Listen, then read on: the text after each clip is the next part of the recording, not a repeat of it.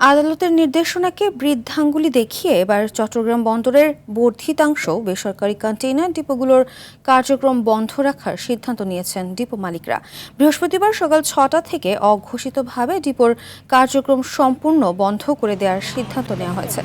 বড় shipping লাইনসগুলোকে container না পাঠানোর বিষয়টি মৌখিকভাবে জানিয়ে দেওয়া হয়েছে, তবে দেশের বন্দর ব্যবহারকারী কোনো প্রতিষ্ঠানকে বিষয়টি জানানো হয়নি। এতে মারাত্মক ক্ষতির মুখে পড়বে তৈরি পোশাক শিল্প সহ রপ্তানিমুখী শিল্প প্রতিষ্ঠানগুলো।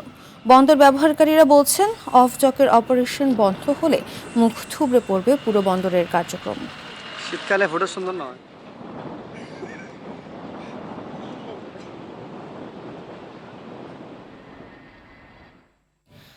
এ বিষয়ে আরও জানাতে চট্টগ্রাম থেকে সরাসরি যুক্ত হচ্ছে সহকর্মী সাইফুল মাহমুদ।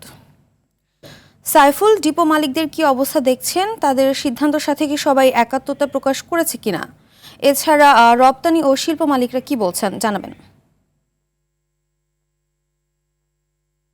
আসলে যেমনটি বলেছেন, আমি কিছুক্ষণ আগেও বিজেএমইর এক সদস্যের সাথে কথা বললাম। তিনি যেটা আসলে জানালো সেটি হচ্ছে যে চট্টগ্রাম বাংলাদেশ থেকে 100% যেই পণ্যগুলো রপ্তানি হয়ে থাকে পুরোটাই কিন্তু অফডকের মাধ্যমে হয়ে থাকে। বাংলাদেশে 19টি অফডক রয়েছে।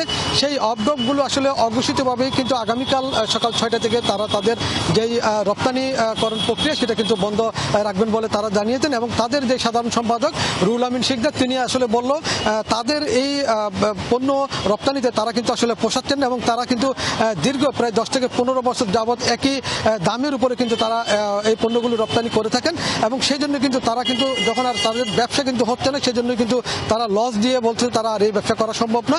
এর পরপরই তারা কিন্তু আসলে সিদ্ধান্ত নিয়েছেন আগামীকাল থেকে তারা কিন্তু আসলে এই প্রক্রিয়া থেকে তারা সরে আসবেন। তবে আমি আসলে তাদেরকে জিজ্ঞাসা করেছিলাম, আদালতের একটা নির্দেশনা ছিল, তারা তখন বলল আসলে আদালতের নির্দেশনাকে তারা কিন্তু অমান্য করতে পারে না, সেজন্য তারা তাদের জায়গা থেকে সরে আসছে। এর মানে হচ্ছে যে তারা কিন্তু আসলে আগামীকাল থেকে যে রপ্তানিকরণ পণ্য সেটা কিন্তু তারা কিন্তু আর পরিচালনা করবেন না।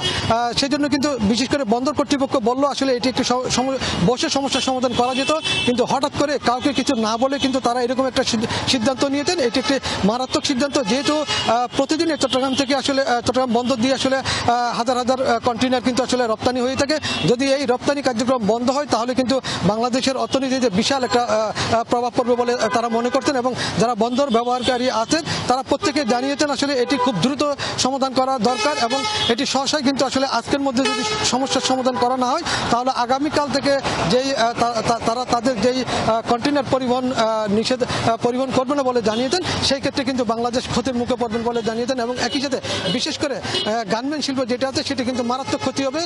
যদি নির্ধারিত টাইমে বায়ারদের পণ্যগুলো তারা দিতে না পারেন তাহলে কিন্তু আসলে অনেক বায়ার তাদের এই পণ্য কিন্তু মাঝপথ থেকে ফেরত দিতে পারেন বলে এমনও। ধন্যবাদ সাইফুল।